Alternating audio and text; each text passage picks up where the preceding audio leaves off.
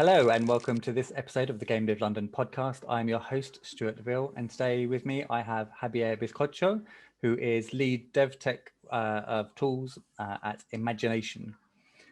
Hi, Javier, how are you? Hello, thanks for having me. No problem. So to start with, why don't you tell us a little bit about your role at Imagination? I am the lead of tools in Devtech, and one of the main action points for me is to make sure that we have competitive tools to provide to our customers and developers in general. I'm also a developer myself, so I'm actively developing those tools. Cool, nice. So why don't you tell us a little bit about who Imagination are? So Imagination Technology is an IP vendor. This basically, it gets confusing, but it basically means that we provide the technology for chip manufacturers to create SoCs or chips with our technology in it. Coupled with the intellectual property, we provide a set of drivers. So chip manufacturers can use that alongside with the tools that we provide and my team provides. And all that gets packaged into a phone or a console or any device that our customers want to bundle our technology with. Yeah, so previous to this, I wasn't actually fully aware of Imagination, and then it wasn't until I started talking to your team that I found out that Imagination have chipsets or have their architecture within iPhones and within like the TV Fire Sticks.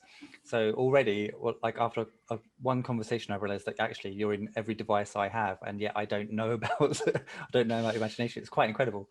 Yes. We are a bit, behind the scenes. We are in the Dreamcast, for example. Oh We wow. are in the PS Vita. So yeah, in those devices, the graphics has our technology and the iPhones.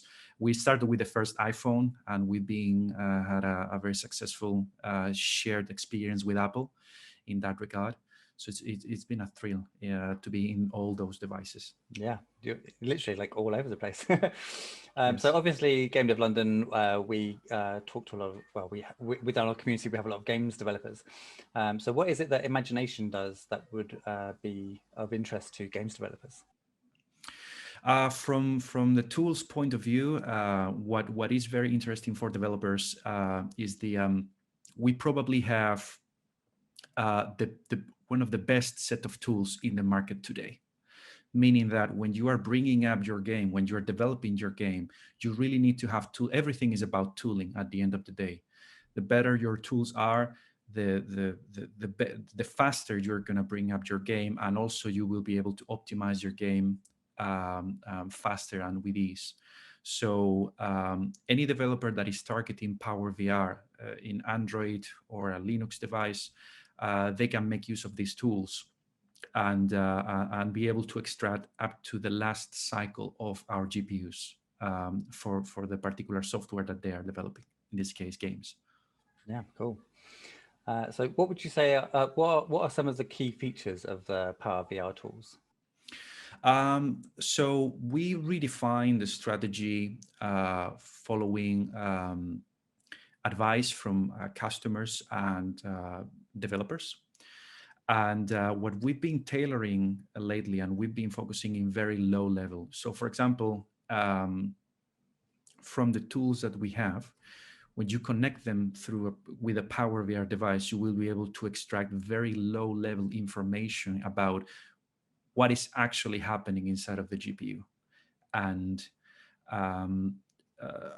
alongside with that, we provide tools that will allow you to pack the information that you have to send to the GPU in a very efficient way. So you basically will be able to produce a very efficient and powerful content that then can be analyzed with these tools and improved upon. Okay, so a lot of tools that I guess help the workflow of a game developer, for example. Yes, exactly. So we have tools that they are able to create like a video of sorts of the game that it's running, and you will be able to basically play back that video over and over again, uh, and basically look for errors and glitches and fix, for example, if a texture in a game is not popping in the right place or has some artifacts. So you can basically play that over and over again. Likewise, we have tools that when your frame rate drops, for example, if you have a target of 60 frames per second and it drops below that, you will be able to plug the phone or device to some of these tools to actually analyze why that is happening and optimize it. Yes. So really, really useful for all those for all of that bug fixing scenarios. Exactly. Yeah. Bug fixing. Yeah, when you are bringing up any game, that is basically what you're getting, a lot of glitches Yeah. and optimization opportunities and so on and so forth. Um, One thing that is very interesting for us is that PowerVR always has been very good in the mid and low range of Android phones. So from a developer point of view, you need to think about the fact that you need to be if your game can run in as many phones as possible, your game is a winner, right? You have Yeah. more chances of being successful. Um, and the best point of our technology is that we can basically make your game shine in mid and low end phones that are running with Power VR, and and make them look good actually, and running a smooth frame rate and so on and so forth. So that is actually one of our main goals within Devtech Tools, to be able to actually optimize for these phones that are more in a budget for gamers and so on. Yeah. Yeah. Because I know from experience that when I was developing for mobile, we were like, well, how far back, how old a phone do we still consider like something that we would try and maintain compatibility with? I think at the time we went as far back as the iPhone 5, but anything beyond that would have just not been able to cope with it at all. Mm-hmm. Uh, but even then, like, we struggled to kind of get the same level of quality that we had, because I think at the time the game was going out on iPhone 8, I think. And obviously there's quite a big difference between an 8 and a 5. Indeed. But yeah, so we it was crystal clear and amazing on the 8, but by the time you got to a 5, it was like, if you've got a 5, you're probably not going to be downloading our game. You're probably, or if Yeah. you do, you're not going to enjoy it long enough for it to be Yeah. good for us. So yeah. You always have a sweet spot, right? In the case of Android, you also have a sweet spot where you have the majority of gamers in that substract of the Android phones, and yeah, if you can target that mid subtract, that probably it's like in the 160 pounds ballpark budget phones, right? And you make your game run nice there, right? You can always add the bells and whistles for the high end, but Yeah. but the really important thing is to be able to give a decent experience to the vast majority of developers, right? And our tools have the aim of helping developers to do that. Yeah. Yeah, because I think from a business perspective, at the very least, like, you do, like you're saying, you want it to be a good experience for everyone, no matter what device they have. But there is that, like you said, that sweet spot where if someone can afford that level of phone, then maybe if you have in-app purchases, for example, they're the kind of people that are going to spend money within your game. So they need to have that good, clean experience. Otherwise, you're losing out. Exactly, Um, exactly. is there any standout application or specific tool that could give developers a major boost? Um, from our tools perspective, um, we have various tools that can definitely help you out. The first thing that we provide to developers is called PVR Scope, and that is a library that you can basically plug in your game that will give you the first glimpse of information from the GPU, and it will allow you to instrument exactly what is happening inside of the GPU, to later on plug the big boys, the big tools, and extract all that information. But for example, you can instrument and say, okay, so in this part of the code, I'm drawing the sky. This part of the codes are these assets over here, and this is the main character, and so on and so forth. So you basically mark up everything that is happening within your game, and then you can basically go and optimize. Apart from that, we have also the capability to change things like the clock speed of the GPU. So, if at the time of developing, your game is a little bit like stuttering, you can actually clock up the GPU and be able to get get all those stutters out of the way. Oh, nice. So I know that you had the latest update is the 21.1, and there are a few new features within that. The PVR Tune and PVR Carbon. Can you talk us through what they are and how they work? Absolutely. So, as I was mentioning before, the PVR Tune is the GPU profiler, which is hands off the best GPU profiler that you can find right now, because it basically tells you everything that is happening inside of the GPU, in our GPUs, Okay. from memory allocations to hardware tasks, when and what is happening. But the best thing of all is that you can actually see a correlation from the instructions that you send through an API, how they get translated into hardware operations. So we have the capability to highlight all of those. So if there is anything happening in the GPU, you will be able to get it with PVR Tune. With PVR Carbon is what I was mentioning before, is a tracer, which basically allows you to give you reproducible workloads. So let's say that you can record part of your game that is very taxing in graphics, like high geometry, high textures, or post-processing. You will be able to record that once and then play it back as many times as you wish. You can use that in conjunction with PVR Tune to actually extract the information and also optimize the code for that particular area of your game.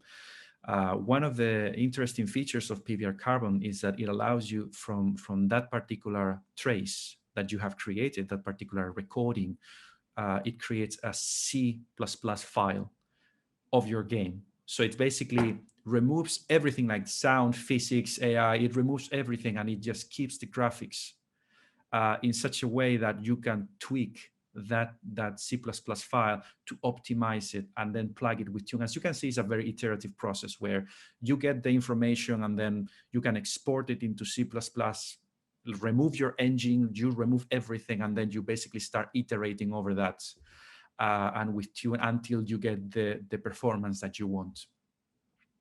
And as you mentioned before, with the latest 21.1, what we have added is support for ray tracing. So we have a new set of cores that are coming out soon that will incorporate ray tracing. And now PVR Carbon and PVR Tune have been prepared for that. So for those game developers that are familiar with Vulkan, we are providing Vulkan ray tracing support now.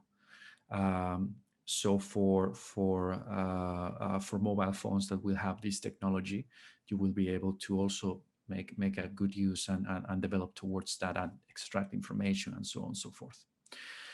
Apart from these two tools that are the big boys, we have other tools, like for example, we have PVR text tool that will allow you to get all the assets from your game and compress them into a PowerVR friendly format that you can then push into the GPU, and you know that your textures are optimized for PowerVR. And also we provide an emulator for OpenGLES, which is called PVR V-Frame. So if you want to bring up your game, but you don't really want to be attached to your phone, you can actually plug this PVR V-Frame and develop in your computer as if it was a cell phone. and you program in OpenGLS if that's the API that you are choosing. If you're developing Vulkan, it doesn't really matter. You don't really need an emulation layer. But for those that decide to go through the OpenGLS route, because you have a wider amount of people that have OpenGLS on their phones as Right. opposed of Vulkan, you can also play with that, right? Um, yeah. Cool. Were there any other editions that came out with the 21.1? Yes. So in 21.1, we always provide, alongside with the tools, we provide an SDK. So this SDK now contains ray tracing examples. This SDK is you can find it on GitHub, on the PowerVR GitHub, and it's basically a set of examples that show you how to best get advantage of the PowerVR GPUs. Like it's basically code that do very specific things, very specific demos. But if you go there and you learn how it is, best done with in PowerVR, you will be able to incorporate that in your games. And now, as I said before, for Vulkan specifically, we're providing examples so you know how to write ray tracing for using Vulkan for PowerVR devices. Last but not least, we are basically putting together a developer portal that it's basically going to be the main place to go, the go-to place for PowerVR enthusiasts and developers.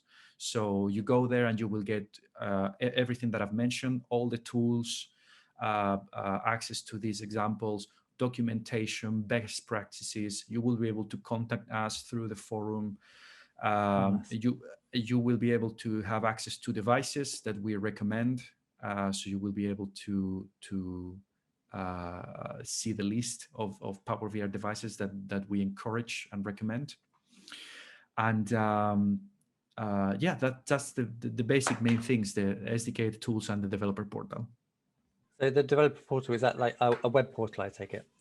It is a web portal that yes, is a brand new developer portal where we are trying to basically infuse a new way of developing for PowerVR. We're basically trying to get more visibility, and at the end of the day, the important thing for us is for developers to get interested in our devices, and they are pretty affordable devices, and you can get a lot of use out of them. You can do pretty amazing things with them. And you can find devices there from around 100 quid to 300-500, depending on what kind of range you are targeting. But the really important thing is that you can put together something that runs really smoothly. And I mean, I don't really need to prove our technology, in the sense that we are on the iPhones and the PS Vita, and so the question is that when you do target PowerVR devices, your game really flies, really shines. So we are basically trying to put the same console level, if you like, level of capabilities to the Android user and game developers, on the wild. Yeah, that sounds to me like the most powerful part of it, right? Because my studio, for example, we switched from doing mobile games to console games. Because I wanted to do a bigger concept, but also because I didn't feel like the level of fidelity was there with mobile. Like, I can make a game look kind of good, but you can never quite reach the standards that you will get from a console game. And so the fact that we're getting to a point now where you're able to bring that power to mobile, that's absolutely incredible. Yeah. Yes, this is absolutely. So we are kind of seeing with Vulkan developers specifically that developers really want to go to the bare bones of the device, to the bare metal, and extract the maximum possible juice out of them. And that's why we're basically providing tools to, for example, I didn't mention it because we're a bit short in time, I guess, but we have a tool which is called a shader editor that will allow you from a shader to see the disassembly that is going to produce, and you will be able to optimize to the assembly level if you really want to. So if you really want to go that route, you can actually do that. And we are also putting together right now an IDE called PVR Studio, which will allow you to basically do everything you want for PowerVR devices. You will be able to connect to them, deploy your APKs, obviously develop for them, but most importantly, debug. So on every single PowerVR device, there is a built-in debugger that allows you to put breakpoints inside of the shaders, and you will be able to extract all the information from the shaders, step, and so on and so forth. So this is kind of console level development, but for those who really want to go the extra mile and get that extra performance out of our GPUs, you will be able to do that with this new set of tools. Yeah, that's amazing. I look forward to trying it out myself. So where can developers find PowerVR tools, and how can they engage with Imagination's Devtech team? So as I said before, through the development portal that we're about to release, it will be the main go-to place to get a hold of us, to ask us questions of any kind, also suggestions, download the tools, examples, and so on and so forth. Perfect. Well, this has been a great introduction to Imagination, and I look forward to doing some more of these with you. But yeah, for now, thanks for coming. Thanks to you. Thanks for having me. And thank you to everyone listening. If you want to learn more about Game Dev London, just visit gamedev.london. And until next time, goodbye.